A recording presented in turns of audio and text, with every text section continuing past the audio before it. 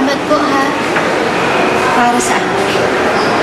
Ginagawa niyo po ito para sa akin. Na magkasama po tayo ngayon.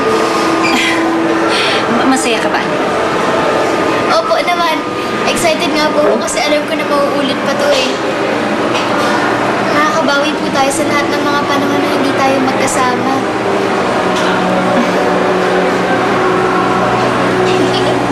Here, pili na tayo ng ano. Yan. Spain? Spain? Ma'am, tungkol mo ba sa hinahanap namin ng kaibigan ko? Ikaw yung naghahanap dun sa Daisy.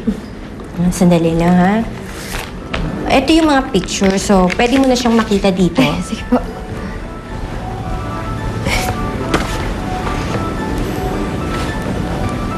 Hala? Bakit si Alice yung kasayo ni Spade?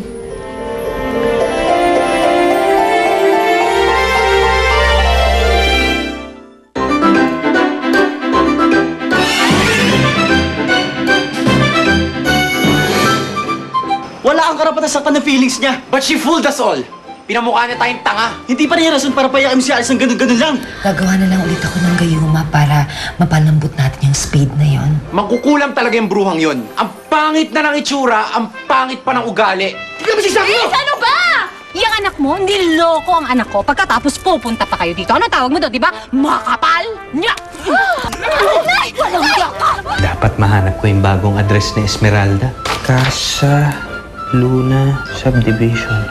Hindi siya tao, papa. Demonyo yung Esmeraldang yun! Ano pong gagawin natin ngayon para po bumalik ka na sa pagiging tao mo? Anak, pwede tayong gumawa ng ritual na dalawa para tuluyan ng mawala ang sumpa sa akin.